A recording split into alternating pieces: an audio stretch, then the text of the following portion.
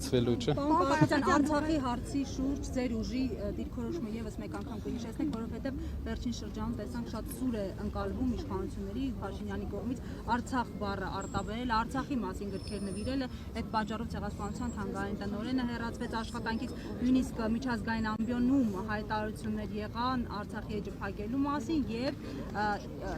ձեզ ընդդիմադիրներից ու եկեղեցուն մեղադրեցին խաղաղության դեմ գնալու համար։ Երեք պատերազմ բերած Արցախը կործանած դիվանագիտությունը իրենց նոր գործիքակազմ է ման գալիս, որպեսզի ինչ-որ ձև մեր ժողովրդին համոզի, որ իրենք դարձել են Ժողովուրդ ջան, 7 տարի անընդմեջ վատ դիվանագետներ էինք, այս 8-րդ տարին արդեն լավ դիվանագետներ ենք։ Արցախի հարցում մեր վերաբերմունքը ամենակարևոր հարցը Արցախի մեր հայրենակիցներին Հայաստանում տնավորելն է այս պահին։ Երկրորդը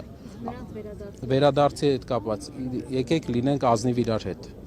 Ադրբեջանի այս ղեկավարը հնարավորություն չի տալու անվտանգ արցախցիներին այնտեղ ապրել։ Մենք պետք է երբ ունենանք այդ ապահովությունը, այդ առավաչան, որ մեր հայրենակիցները ապահով են լինելու, այդ ժամանակ պետք է վերադարձի հարցը մենք միշտ դնելու ենք առաջնահերթություն լինելու է, բայց այս պարագայում ես ուզում եմ ազնիվ լինեմ մեր հանրության հետ,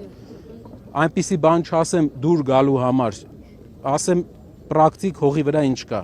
Այս Ադրբեջանի ղեկավարը 10 հատ հայ հետ յոլա չգնացին այնտեղ։ Ոնց եք պատկերացնում, մենք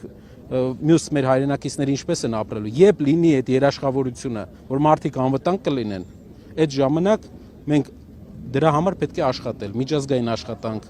նաև հարաբերությունների կարգավորման շրջանակներում աշխատանք, որպեսզի մարդիկ կարողանան մեր հայրենակիցները իրենց հայրենիք անվտանգ վերադառնալ։ Բայց դա մեծ հարց է, դա պետք է մենք շատ լուրջ վերաբերվենք, որովհետև 10 հոգի այնտեղ հայ կար, չկարողացան այդ մարդկանց